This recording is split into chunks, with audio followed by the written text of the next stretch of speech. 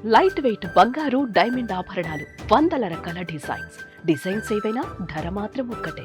నమస్తే, నేను విజయ్. యాక్ట్రెస్ రీతూ చౌదరి, అదేవిధంగా ఆమె భర్త చేమకుర్తి శ్రీకాంత్కు సంబంధించినటువంటి భూ కుంభకోణం వ్యవహారం గత కొన్ని రోజుల నుంచి కూడా మనం చాలా మీడియాలో చూస్తున్నాం, అదేవిధంగా సోషల్ మీడియాలో కూడా చూస్తున్నాం. అయితే దీంట్లో ఉన్నటువంటి వాస్తవాలు ఏంటి? సబ్ రిజిస్ట్రార్ ఇప్పుడు ప్రస్తుతం జైల్లో ఉన్నటువంటి సింగ్ రాసినటువంటి లేఖలో దాదాపుగా 700 కోట్ల రూపాయల లావాదేవీలు జరిగాయి. చాలామంది గతంలో ఉన్న పాలకులు, పెద్దలకు సంబంధించినటువంటి బినామీగా శ్రీకాంత్ ఉన్నాడంటూ ఒక లేఖను ఆయన విడుదల చేయడం జరిగింది. అసలు శ్రీకాంత్ పాత్ర ఏంటో నేరుగా మనం తెలుసుకునేటువంటి ప్రయత్నం చేద్దాం. ఒకసారి ఆయనకు ఫోన్ చేసేటువంటి ప్రయత్నం చేద్దాం. ఎస్ శ్రీకాంత్ గారు, గత కొన్ని రోజుల నుంచి మొత్తం మీ గురించి, లేదంటే రీతూ చౌదరి గారి గురించి, అసలు 700 కోట్ల రూపాయలు వీరికి ఎక్కడి నుంచి వచ్చాయి, వీరు వైసీపీకి సంబంధించినటువంటి కొంతమంది నాయకులకు బినామీలు, తర్వాత మీరు కొన్ని ఛానల్స్ కూడా ఇంటర్వ్యూస్ వచ్చారు. అసలు ఏంటి జనరల్గా ఏం జరిగిందో సూటిగా చెప్పగలరా? దీని వెనక ఏం జరిగింది? నేను ఎవరికి బినామీని కాదండి. ఆ రోజు చెప్పాను, ఈ రోజు చెప్తున్నాను. అది ఏంటన్నది పోలీస్ డిపార్ట్మెంట్ వాళ్ళు చెప్పాలి. ఇప్పటి వరకు నాకు నోటీస్ ఎలాంటిది రాలేదు. నేను నోటీస్ వచ్చాక తెలుస్తుంది, దాని ప్రకారం నేను చెప్తాను. అంటే ఇప్పుడు ఆల్రెడీ సింగ్ గారికి మీకు ఇద్దరికి కూడా సాన్నిహిత్యం ఉంది, గతంలో కూడా ఇద్దరు కూడా కలిసి తిరిగారు. సో ఆల్రెడీ చాలా విషయాల్లో కూడా సెటిల్మెంట్లు కూడా జరిగాయి. సో చాలా ల్యాండ్స్ కూడా మీ పేరు మీద రిజిస్టర్ చేశారు. సో ఆయనే డైరెక్ట్గా లేఖ రాశారంటే ఎంతో కొంత అక్కడ ఏది లేకుండానే ఇంత పెద్ద లేఖ రాశారంటారా? ఒక్క నిమిషం అండి. రిజిస్ట్రేషన్ అన్నది ఖచ్చితంగా నేను చేసుకున్నా అండి, ఆయన చేయటం కాదు. ఏ సబ్ రిజిస్టార్ అయినా రిజిస్ట్రేషన్ చేయాల్సిందే. ఆంధ్రాలో ఎనీవేర్ జరుగుతుందండి. ఎనీవేర్ అంటే ఆయన ఒక్కడే చేయడండి. పలానా ఏ ఏరియా అయితే ఆ ఏరియానే చేయాలి. అతను తెలుసు కాబట్టి అతని దగ్గర చేపించాను తప్ప అంతకు మించి ఏం లేదండి. సింగు నాకు సన్నిహితుడే, నాకు స్నేహితుడే. చాలా సందర్భాల్లో సింగు నేను బయటికి తీసుకొచ్చాను. చాలా సందర్భాల్లో సింగుకి నేను సాయం చేశాను. సింగు ఆ లెటర్ ఎందుకు రాశాడన్నది నాకు కూడా తెలియదు. సింగు జైల్లో ఉన్నాడు కాబట్టి ఎందుకు రాశాడు ఏంటన్నది నేను కూడా అడగడానికి కూడా పాసిబుల్ అవ్వదు కదా. అంటే దీని వెనక ఎవరన్నా ఉన్నారంటారా? ఆయన లెటర్ రాయడం వెనక ఎవరన్నా ఉన్నారంటారా? లేదంటే ఆయన వ్యక్తిగతంగానే ఈ లెటర్ రాశాడు అనుకోవచ్చా? అది తెలియదండి. అది సింగుని అడిగితే తెలుస్తుందండి. నాకు ఎలాంటి అవగాహన లేదు. నా ఆస్తులు చూపించేసి నేను ఎవరికో బినామీ అని, నేను అన్యాయంగా గవర్నమెంట్ ఆస్తులు సంపాదించానని చెప్పి అది ఇది అని రాస్తున్నారు. నేను ఎలాంటి గవర్నమెంట్ సొమ్ము నేను సంపాదించలేదండి. నేను ఎలాంటి అన్యాయంగా సంపాదించలేదు. అవన్నీ కొన్ని ఆస్తులు మీరు ఏవైతే చూపిస్తున్నారో ఆస్తులు నేను అవి కాదు, కొన్ని ఆస్తులు మాత్రమే అండి. వాటన్నిటికీ నేను ఇన్కమ్ ట్యాక్స్ పే చేశాను. కొన్ని మా నాన్నగారి పేరు మీద ఉన్నాయి, కొన్ని మా మదర్ పేరు పూర్వం నుంచి నాకు వచ్చిన ఆస్తులు అండి. అంతకు మించి నా దగ్గర ఏ డేటా కూడా లేదండి. సో ఇప్పుడు మరి రీతూ చౌదరి పేరు ఎందుకు వచ్చింది బయటకు? రీతూ చౌదరి నా వైఫ్ అండి. నేను అప్పుడు మ్యారేజ్ చేసుకున్నప్పుడు, నేను బయటకు వెళ్తున్నప్పుడు అమ్మాయి పేరు మీద పవర్ పెట్టాను. దీనికి ఆ అమ్మాయికి ఎలాంటి సంబంధం లేదని చాలా ఛానల్స్ లో చెప్పాను. ఇప్పుడు మళ్ళీ కూడా చెప్తున్నాను, రీతూ చౌదరికి దీనికి ఎలాంటి సంబంధం లేదు. మరి ఇద్దరి మధ్య గ్యాప్ ఎందుకు వచ్చిందంటారు? అది ఫ్యామిలీస్ లో గ్యాప్ అనేది మేము మీడియా వాళ్ళు అడగవలసిన అవసరం లేదు కదండి. అది మా పర్సనల్ ఇష్యూ కాబట్టి అది మేము జనాలకు, మీడియాకు తెలియాలని నేను అనుకోను కదండి. అంటే పెళ్లి చేసుకున్న తర్వాత మీరు ఇలా సెటిల్మెంట్స్ చేస్తున్నారు అనేటువంటి విషయం బయటపడిన తర్వాతే ఆమె మీకు దూరం అయ్యారనేది అని రీతు మీకు చెప్పిందా? మీడియాలో కూడా చెప్పారు, కొన్ని ఛానల్స్ ఇంటర్వ్యూలో కూడా ఆమె చెప్పడం జరిగింది.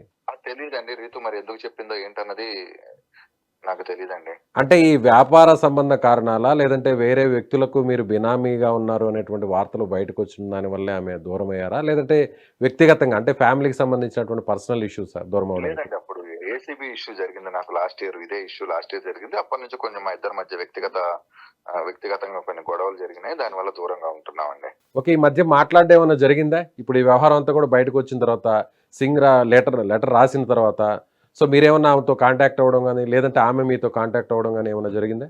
లేదు, మా ఇద్దరికి డైవర్స్ నడుస్తుంది. దానికి సంబంధించిన ఇష్యూ మాట్లాడుకునే వాళ్ళని తప్ప వేరేదేమీ లేదండి. అంటే 700 కోట్ల రూపాయలకు మీరు బినామీ అనేది ఆయన లేఖలో పేర్కొన్నారు. అంటే 1 కోటో 2 కోట్లో 3 కోట్లో చెప్తే ఓకే, నా దగ్గర అంత ఆస్తులు లేవు అని చెప్తే ఓకే అంటారు. కానీ 700 కోట్లు అంటే ఎంతో కొంత మీకు అందులో సంబంధం ఉంది అనుకోవచ్చు కదా. 700 కోట్ల రూపాయల ఆస్తులని మీరు చెప్తున్నారు కదా, అక్కడ 700 కోట్ల ఆస్తులు లేవండి. మీరు చెప్తుంటే నాకు తెలుస్తుంది. నా పేరు మీద ఎలాంటి 700 కోట్ల ఆస్తులు ఉంటే నేను గవర్నమెంట్ కి రాసేయడానికి సిద్ధంగా ఉన్నానండి. అసలు ఎలాంటి లావాదేవీలే జరపలేదు మీరు? నాకు ఎలాంటి ఇల్లీగల్ లావాదేవీలు నేను ఏమి జరపలేదండి. కొన్ని ట్రాన్స్ఫర్స్ విషయంలో అంతకుముందు ఏసీబీ వాళ్ళ విషయంలో జరిగినాయి. నేను అంతకుముందు కూడా మీడియాకి ఇచ్చాను, మొన్న కూడా చెప్పాను. మళ్ళీ దాని టాపిక్ ని చెప్పుకుంటూ ప్రొలాంగ్ చేసుకునే ఉద్దేశంలో నేను కూడా లేనండి. కానీ కొంతమంది గత ప్రభుత్వంలో ఉన్నటువంటి కొంతమంది అధికారులతో సాన్నిహితంగా ఉండేవారు. సో అందుకనే చాలా ల్యాండ్ సెటిల్మెంట్స్ అంతా కూడా మీ కనుసనల్లోనే జరిగేవి. సో అలా మీరు బినామీగా మారారు అనేది కూడా బయటకు వినిపిస్తున్నటువంటి మాట. అలాగే సింగ్ కూడా చెప్పినటువంటి పరోక్షంగా మాట కూడా అదే. సింగ్ ఏమని చెప్పాడండి నాకు తెలీదు, ఒకసారి చెప్తారా? అదే లేఖలో మీరు ఒక భూమిని మీరు కొంతమందిని మేనేజ్ చేసుకొని సింగే ఒక దొంగ, సింగే ఇప్పుడు జైల్లో ఉన్నాడు, సింగే నేరస్తుడు. ఇంకా నేరస్తుడు గురించి నన్ను అడిగితే నేనేం చెప్తానండి? నేరస్తుడు రాసిన లెటర్ గురించి అడిగితే నేను ఎలా అంటే చెప్పగలుగుతాను? ఎందుకు రాశారంటారు? మీకు సంబంధం లేనప్పుడు ఆయన మీ పేరు పెట్టి ఎందుకు రాశారంటారు? ఏంటి దీని వెనక?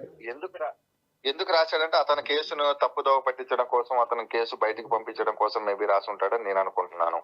అంటే ఏదన్నా అతను అప్రూవర్ గా మారిపోయి ఏమన్నా అలా రాశాడా? అది నాకు తెలియదండి, అది సింగ్ అడిగితే తెలుస్తుంది. ఓకే. అలా చాలా మంది గతంలో ప్రభుత్వంలో ఉన్నటువంటి కీలకంగా వ్యవహరించినటువంటి నేతలకు సంబంధించినటువంటి వారి పిఏలు కావచ్చు, ఓఎస్డీలతో చాలా సన్నిహితంగా మెలిగారు. సో చాలా వ్యవహారాల్లో కూడా మీ ఇన్వాల్వ్మెంట్ ఉంది అనేది కూడా వినిపిస్తుంది. మీరు కూడా ఒప్పుకున్నారు, మీరు కూడా చెప్పారు ఏంటంటే వాళ్ళతో కలిసి తిరిగినటువంటి మాట వాస్తవం. తిరిగిన మాట వాస్తవం, కానీ ఈ ఆస్తులకి వాళ్ళకి ఎలాంటి సంబంధం లేదని, ఈ నా వ్యక్తిగత ఆస్తులు, వీటికి గవర్నమెంట్ లో ఉన్న వాళ్ళకి ఎలాంటి సంబంధం లేదు. అప్పుడు గవర్నమెంట్ లో ట్రాన్స్ఫర్లు జరిగేవి. ఆ ట్రాన్స్ఫర్ జరిగేటప్పుడు ఫ్రెండ్షిప్ భావంతో నాకున్న పరిచయాలతో తీసుకెళ్ళమంటే వాస్తవం. నేను ఆల్రెడీ ఆ దృష్టి నేను సీఎం గారి దృష్టి కూడా తీసుకెళ్లాను. నేను చెప్పడానికి కూడా సిద్ధంగానే ఉన్నాను. మీరు ప్రస్తుతం ఎవరన్నా గతంలో జరిగినటువంటి అవకతవకల విషయాన్ని ఏమన్నా ఇప్పుడు ప్రభుత్వానికి చెప్పడం జరిగింది ఏమన్నా ఇప్పుడున్నటువంటి పాలకులకి? అవును, నాకు లెటర్ రాలేదండి. లెటర్ వస్తే నాకు నోటీస్ వచ్చినప్పుడే నేను పోయి ఏసీబీ వాళ్ళకినో, సీఎం గారికినో, పవన్ కళ్యాణ్ గారికి నేను ఇన్ఫార్మ్ చేయడానికి సిద్ధంగానే ఉన్నాను. గతంలో ఏం జరిగింది ఏంటన్నా చెప్పడానికి సిద్ధంగా ఉన్నాను. దయచేసి మీ 600 కోట్ల కుంభకోణం, భూమి కుంభకోణం ఇవన్నీ రాయకండి దయచేసి. నేను ఏ కుంభకోణం, భూమి కుంభకోణం అంటే మీ మీద కుంభకోణం ఉంది లేదంటే మీరు కుంభకోణం చేశారు అనట్లేదు. అభియోగాలు వచ్చాయి, జరుగుతున్నటువంటి ప్రచారం ఇది. దానికి మీ రిప్లై ఏంటి, మీ వర్షన్ ఏంటి అని అడుగుతున్నాను నేను. నేను ఎలాంటి కుంభకోణం చేయలేదండి. దీంట్లో నేను కొన్ని బలి పశువుని అయ్యాను అంతే, అంతకుమించి ఏమీ లేదండి. ఓకే. ఎలా అయ్యారంటారు బలి పశువు? ఎవరు మిమ్మల్ని బలి పశువు చేశారంటారు? అది ఎవరు చేశారంటే సింగ్ రాశాడు. నేను సింగ్ లెటర్ రాశాడు కాబట్టి సింగ్ చేశాడు అని చెప్తాను. మరి సింగ్ ఏ ఉద్దేశంతో రాశాడో నాకు తెలియదు. సింగ్కు నాకు మంచి సంబంధాలే ఉన్నాయి. సింగ్ చాలా సార్లు నేను కాపాడాను. ఇంకా దానికి ఇప్పుడు గోవా తీసుకెళ్లి నేను కిడ్నాప్ చేసి ₹1 కోటి ఇచ్చి రిజిస్ట్రేషన్, ₹1 కోటి ఇవ్వండి, 600 కోట్లు ఉన్నాయంటున్నారు, ₹1 కోటి అంటారు. ఎవరు 600 కోట్లు ఉన్న వాళ్ళు ₹1 కోటి కిడ్నాప్ అంటారు. ఇంకోటి ఏదేదో అసలు సంబంధం లేనివి రాస్తూ మీకు కూడా ఆశ్చర్యంగా అనిపించట్లేదా? అసలు చూస్తుంటే ₹1 కోటి కిడ్నాప్, మళ్ళీ సంవత్సరం ఉన్న తర్వాత వచ్చాడు, సంవత్సరం రోజులు వాళ్ళ ఇంట్లో వాళ్ళ దగ్గర ₹1 కోటి, వాళ్ళ ఇంట్లో వాళ్ళు కంప్లైంట్ పెట్టకపోవడం, ఇదన్నీ ఆశ్చర్యంగా లేదా మీకు కూడా? అప్పుడు మీరు గోవాకి తీసుకెళ్ళినప్పుడు అలాంటి ప్రయత్నాలే చేయలేదంటారా? కిడ్నాప్ సంబంధించినటువంటి ఎలాంటి అటెంప్ట్ ఏం చేయలేదంటారా? సింగ్ అనేవాడు నా స్నేహితుడండి. నేను సింగు గోవా వెళ్ళాం, తిరుపతి వెళ్ళాం, బెంగళూరు వెళ్ళాం, బొచ్చెడు చోట్లకి వెళ్ళామండి సింగు నేను. గోవాకి ఎన్నిసార్లు వెళ్ళారు? సింగు నేను గోవాకి ఒకసారి అట్లా వెళ్ళుంటాం, 1-2 సార్లు వెళ్ళుంటాము, మేబీ ఒకసారి వెళ్ళుంటాం గోవాకి అంతే. అంటే ఏదైనా వ్యాపార లావాదేవీల విషయం వెళ్ళారా లేదంటే వ్యక్తిగతంగా ఎంజాయ్ చేయడానికి వెళ్ళారా? నాకు సింగ్ అనేవాడు నా ఫ్యామిలీలో, సింగ్ అనే వ్యక్తి ఫ్యామిలీలో నేను ఒక భాగము, ఆయన కూడా మా ఫ్యామిలీలో ఒక భాగంలా ఉండేవాళ్ళం అండి, అంతే తప్ప అంతకు మించి అక్కడ ఏమీ లేదండి. ఓకే. ఎప్పటి నుంచి పరిచయం మీకు సింగ్ తో? 5 సంవత్సరాల నుంచి పరిచయం అండి. ఎలా పరిచయం అయ్యారు మీకు ఆయన? ఒక రిజిస్ట్రేషన్ పరంగా పరిచయం అండి. ఎక్కడ ల్యాండ్ రిజిస్ట్రేషన్ విషయంలో పరిచయం అయ్యారు? రిజిస్ట్రేషన్ విషయంలో పరిచయం అండి. నేను ఏదో ప్రాపర్టీ కొనడానికి వెళ్ళినప్పుడు రిజిస్ట్రేషన్ విషయంలో అప్పుడు పరిచయం అయ్యాడు. అలా ఫ్రెండ్షిప్ అయింది. ఆ ఫ్రెండ్షిప్ కాస్త వాళ్ళ కూతురుకి ఏదో జాబ్ కావాలంటే నేనే ఇప్పించాను. అలా కొంచెం ఫ్యామిలీ దగ్గరేనండి అది. ఓకే. అంటే చెప్పాడు అన్నది నాకు వాళ్ళ పాపకు సంబంధించిన జాబ్ విషయంలో మీరు గత ప్రభుత్వంతో మాట్లాడిపించారు అంతేనా? గత ప్రభుత్వ జాబ్ కాదండి, ప్రైవేట్ జాబ్. నాకు ఇదే అండి, మీరు ఒకటి చెప్తే మీరు ఇంకోటి రాసుకుంటారు. మీ దగ్గర వచ్చింది ఏంటంటే నేను ఒకటి చెప్తే మీరు ఇంకోటి. నేను అందుకే అండి క్లారిటీగానే అడుగుతున్నాను నేను అందుకే క్లారిటీ అడుగుతున్నాను. మీరు ఇంకోటి మాట్లాడుతున్నా అంటే మీరు ఫస్ట్ థింగ్ ఏంటంటే ఒక మనిషిని కార్నర్ ఫస్ట్ ఆ కేఆర్ఆర్ నేను ధనుంజయ రెడ్డి గారిని, దశరామ్ రెడ్డి గారిని వాళ్ళని పిలిచి ఎంక్వైరీ చేయండి. నన్ను ఇంటర్వ్యూ చేసినట్టు మీరే వాళ్ళ పేర్లు ఇప్పుడు చెప్పారు. నేనైతే అడగలేదు కదా, మీరు చెప్పారు కాబట్టి ఇప్పుడు నేనైతే పేర్లు కూడా ఎక్కడా ప్రస్తావించలేదు. మీరే చెప్పారు కేఎన్ఆర్ గాని, ధనుంజయ రెడ్డి గాని అని ఆ పేర్లు మీరే చెప్పారు. ప్రైవేట్ కి సంబంధించిన జాబ్ నాకు తెలిసిన కంపెనీ ఒకటి ఉంటే నేను చెప్పానండి, అట్లా ఇప్పించారు. అట్లా నాకు కొంచెం దగ్గర అయ్యారు. ఆయన కూడా దైవభక్తి గలవాడు. నాకు కూడా దేవుడు అంటే భక్తి ఉంది. ఈలో గుడి కట్టాడు కదా అని చెప్పి మేము ఎప్పుడైనా హోమం గానీ ఏదైనా పూజ గానీ చేసుకోవాలనుకుంటే ఆ గుళ్ళో చేసుకుంటాము. ఆ దేవుడి గుడికి మేము వెళ్తూ వస్తూ ఉంటామండి. ప్రతి దసరాకి అట్లా వెళ్తుంటాం. అట్లా పరిచయాలు పెరిగినాయి. ఆ తర్వాత రామారావు గారు సింగే నేను రైడ్ చేయించానని అనుకుంటున్నాడు. ఆ రైడ్ నేను చేపిలేదు. దాని కారణాల వల్ల అతను ఎంత రాశాడని నేను అనుకుంటున్నాను. ఓకే. అంతేగాని వ్యాపార లావాదేవీల్లో ఏదైనా వాటాల పంపకాల్లో ఏదైనా తేడాలు వచ్చి మాత్రం కాదు. అంటే మీరు రైడ్ చేయించారు, ఏసీబీ రైడ్ చేయించడం వెనక మీ పాత్ర ఉందనేది అతను అపోహపడుతూ ఆ లేఖ రాశాడు అంటారు. అంతే 100% అదేనండి. సో ఇంకెవరన్నా ఉన్నారంటారా అతని వెనక? ఆ లేఖ రాయించడం వెనక ఎవరైనా ఉన్నారంటారా? నాకు తెలియదండి ఇప్పటి వరకు.